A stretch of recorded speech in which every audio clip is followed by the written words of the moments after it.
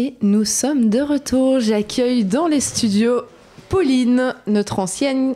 Bonjour Pauline. Coucou tout le monde.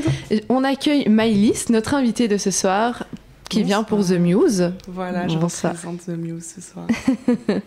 Et nous avons Nathan, notre nouvelle recrue également, qui va s'occuper d'interviewer Maëlys. Je te laisse la parole. Bonsoir à nos auditeurs. Bienvenue à l'interview de l'artiste. Et première question, est-ce que ça va ? Oui, ça va et toi ? Et ça va super. Pour nos auditeurs, est-ce que tu pourrais un peu nous présenter, selon toi, ce qu'est The Muse et un peu comment votre collectif s'est formé ? Donc The Muse, c'est à la base un média qui s'est formé pour faire des podcasts. Pour notre premier objectif, c'était d'inviter des artistes, de discuter avec eux, de vraiment essayer d'aller au fond des choses. Avec le temps, nos podcasts se sont un peu élargis. Donc généralement, dès que quelqu'un fait un peu quelque chose de chouette dans la culture quand même, principalement, on va s'intéresser à cette personne et on peut faire un podcast avec. Mais avec le temps, on s'est aussi élargi. Maintenant, on fait des soirées une fois par mois, on essaye. Mais... Trop cool. Ouais, mais bon, une fois par mois, j'exagère un peu, on n'y est pas encore. Ça demande vraiment beaucoup de travail. On fait aussi du contenu sur les réseaux sociaux. On essaie de couvrir des concerts et des événements, puisqu'en fait, notre but général, c'est de pouvoir représenter la culture et mettre ça en avant, pour les jeunes surtout. Parce que nous-mêmes on est jeunes, on verra quand on aura 40 ans. C'est vrai. Voilà. C'est la culture belge ou bien il y a aussi internationale ? À la base des bases, on était quand même dans la culture belge parce que c'est quelque chose qui nous parle à nous tous. On est très axé sur beaucoup d'artistes belges, etc. Mais on a vraiment pour but de s'élargir et de pouvoir découvrir plein de nouvelles choses autre part. Et alors, comment ça s'est formé ? C'est ça la suite de ta question. Ouais.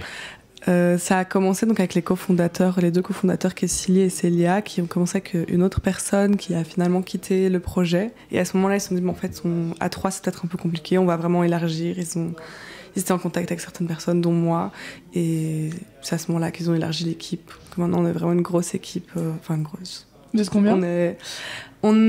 C'est un peu compliqué de savoir parce qu'il y a des gens qui sont vraiment très impliqués dans à peu près tous les pôles et puis il y a des gens qui sont plus soirées, d'autres plus podcasts, mais là je dirais qu'on est à peu près 8. Quelque chose comme ça. C'est une belle team, hein. Ouais. En fait, déjà réussir à se rassembler 8 personnes bénévoles. C'est bénévole aussi. Ouais, c'est bénévole, donc voilà. C'est basé où ? On est à Bruxelles et alors les locaux dans lesquels on travaille, qui ne sont pas les nôtres, on est en collaboration avec le studio, The Podcast Studio. Comme nous ici. Bah oui, voilà. j'ai vu, c'est ça, vous êtes en collab aussi avec une radio. Exactement, chez Louise. Voilà. Mais c'est ça, nous on travaille avec eux et c'est à De Broekère, donc c'est hyper pratique, hyper facile d'accès. Donc on est bien aussi. Ok. Et est-ce que tu aurais par hasard des anecdotes par rapport du coup, à vos podcasts ou à vos soirées des moments qui t'ont particulièrement marqué durant du coup toutes ces... Il y en a plein.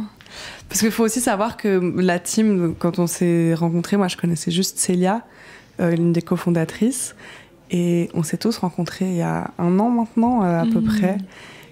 Et on est devenus des potes. Très très vite, on est tous devenus des potes. En même temps, on se voit chaque semaine, tout le temps, donc on n'avait pas le choix de devenir des potes. Mais du coup, il y a plein de choses qui se passent. Donc trouver une anecdote en particulier. Même avec les artistes que tu as interviewés. Hein. Ouais, c'est ça marrants, aussi. Ou ton moment préféré un moment sur... Tellement de choses qui se passent. Là si tu penses, tu peux casser tout. Qu'est-ce qui te vient en tête, genre ? Dis-nous. Ah, tu dis ? Si là tu penses à ton assos, ton podcast, tes soirées et tout, quel est le premier truc qui te vient en tête de chouette que t'as vécu De chouette que j'ai vécu. Ouais. Franchement, c'est pas vraiment une anecdote, mais un truc où vraiment je me suis dit waouh, mais c'est génial ce que ça m'apporte. C'est le premier podcast live qu'on a fait. On fait ça, donc si jamais, pour expliquer un peu, on organise des podcasts avec un public. C'est plus stressant que de faire un podcast sans public, parce que quand tu fais un podcast sans public, t'as juste les caméras que tu regardes même pas. Là, on avait un public et vraiment, c'est le premier je l'ai présenté, donc jusqu'à maintenant, je le présente avec l'autre cofondateur Kessili. Et c'était très stressant, c'était vraiment un exercice que j'étais pas sûre de pouvoir faire. C'est toujours de stressant. parler, ouais, c'est ça. C'est vraiment parler avec un public, de gens que tu connais pas. C'est pas ta classe que tu vois tous les jours. Ou Ouais, des trucs c'est comme ça. voilà. Et donc je l'ai fait, on l'a fait à 2 et ça s'est super bien passé. C'était une grande réussite et quand je l'ai fait, je me suis dit mais c'est fou d'avoir ce genre d'expérience. Ça apporte tellement confiance en soi. Donc voilà, c'est une bonne expérience, une bonne anecdote que j'ai eue avec The Muse. Et en fait, quand on parle d'artistes, personnellement, j'avais beaucoup en tête le fait de musiciens ou de ce qui est axé autour de la musique. Et du coup, je me posais la question, est-ce que vous êtes vraiment axé autour de la musique ou vous avez déjà eu l'occasion de rencontrer des artistes dans d'autres domaines Non, mais justement, ça que je disais, de base, c'était très tourné sur la musique parce que déjà, de toute façon, on est tous des passionnés de musique dans The Muse. C'est vraiment, je crois, 60-70% de nos conversations, ça tourne autour de la musique. Mais on travaille déjà aussi d'autres profils, etc. Donc, on était un peu obligés de s'agrandir pour vous dire qu'on a à peu près une diversité d'invités de fous. On a déjà eu un entrepreneur, on a déjà eu un combattant de MMA, on a des photographes, on a eu des basketteurs, ouais, vraiment des créateurs de marques. Donc aussi des artistes, des rappeurs, des chanteuses. Donc ouais, on a même une fille, Christelle, elle fait du crochet. Ah ouais, c'est ça. Et elle a pu montrer ça aussi. On en a parlé. En fait, c'est comme elle avait lancé ça suite à... Elle avait de l'anxiété, etc. Donc c'était trop intéressant de pouvoir aussi aborder ce sujet-là. C'est ça qu'on aime bien, en fait. Nous, c'est de parler d'aller en profondeur. Quand on dit d'aller en profondeur, c'est vraiment de voir la création, elle vient d'où, en fait. Ok. Ces épisodes qui durent longtemps, alors ou... Ouais, ça dépend un peu. Parfois, il y a des choses qu'on a... Des fois, il faut s'y tirer. Ouais, en longueur. Ouais. Et du coup, on peut pas non plus forcer les choses. Parfois, ça dure 20-30 minutes et parfois, ça dure 1 heure. Et c'est ok. C'est vraiment ok, c'est super chouette. C'est toujours super chouette de faire des longues conversations. Et vos émissions, elles sont diffusées sur quelle plateforme ? Du coup, on diffuse sur YouTube et on a aussi sur Spotify, mais sans la vidéo. Je pense que sur certains épisodes, on a la vidéo, mais pas sur tous. C'est vrai que c'est possible maintenant sur Spotify. Oui, c'est ça. Mais je pense qu'on le met pas à chaque fois. Mais je sais qu'il y en a qui le sont. Et vous avez peut-être justement les tags à partager, le nom de votre chaîne YouTube ou le nom de la chaîne Spotify pour que nos auditeurs puissent réécouter. The Muse BE normalement. Ok. Dans tous les cas, je pense qu'on vous a identifié sur nos stories, donc on saura vous retrouver facilement. Oui. Et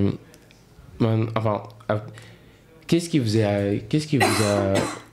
a amené à passer du coup d'un groupe qui organise des podcasts et à organiser des événements comme les soirées que vous avez fait? C'est une très bonne question. On en a parlé, on a commencé à en parler l'année dernière pour relancer la nouvelle saison. Comme c'était un nouveau groupe, etc., on voulait un peu un renouveau. On s'est dit on va organiser une soirée. Je crois qu'il nous restait 1 mois et demi pour le faire et on l'avait jamais fait. Il y a des gens qui nous disent vous allez jamais réussir, ça serait super dur, etc. Et en fait non, c'était vraiment pas si compliqué que ça. Et je crois que c'est même quand on a commencé à organiser la soirée, on s'est dit en fait c'est un truc qu'on kifferait trop continuer à faire régulièrement. Et voilà, ça a juste continué. Non, même pas. En vrai, on pourrait se dire podcast et soirée, c'est pas exactement la même chose, mais nous, si on fait des soirées aussi, c'est parce qu'on aime trop la musique, déjà de base. Donc, c'est aussi quand même une continuité de pouvoir partager la musique à un grand nombre. Moi, j'aime trop ce truc on écoute des musiques tous ensemble. C'est pas que ça le principe d'une soirée, mais ça fait partie de ça, d'être en soirée. Et en plus de ça, maintenant, ça a encore plus de sens parce qu'on a 2 membres, les 2 cofondateurs, Kessili et Célia, qui ont commencé le DJing, du coup, ils mixent tous les 2. Incroyable. Et donc en fait, ça a encore plus de sens. Et on a aussi Jie qui a fait un des premiers podcasts de The Muse, qui a rejoint le pôle soirée, qui nous aide. Donc en vrai, on va dire on a 3 DJ dans le collectif, quoi. C'est faux. Et c'est vrai que je me rappelle après avoir été à vos soirées que j'avais particulièrement apprécié, du coup, pour un peu donner mon expérience aux auditeurs, le fait qu'on sentait que les gens qui avaient organisé la soirée aimaient les musiques, passaient les musiques qu'ils aimaient, et on sentait même que les musiques qui passaient concordaient les unes avec les autres et que c'était pas juste voilà, les musiques les plus tendances qui passaient pour... ouais, mais ça, c'est vraiment un travail de la part des DJ. Et c'est aussi ça, quand on sélectionne des DJ. Après, là, on a eu beaucoup de chance. On a eu des très bons DJ. Et c'est ce qu'on essaie de faire à chaque fois, c'est d'avoir une line-up qui a du sens pour nous dans un premier temps. Et aussi qu'on sait que ça va fonctionner tout en, comme tu dis, n'étant pas juste les sons des tendances, quoi. Mais le principe, c'est que... Moi, si par exemple, je veux venir à une de vos soirées, alors je m'inscris sur Facebook, sur votre site. Non, c'est des préventes. Ouais, c'est des préventes. Ok. C'est ça. Du coup, juste on lance la billetterie en ligne, quoi. Bah oui. Après, généralement, on n'a jamais vraiment... Allez, je dirais pas qu'on n'a jamais été sold out. Je crois qu'on a fait des soirées où on aurait dû arrêter les entrées et on l'a pas spécialement fait.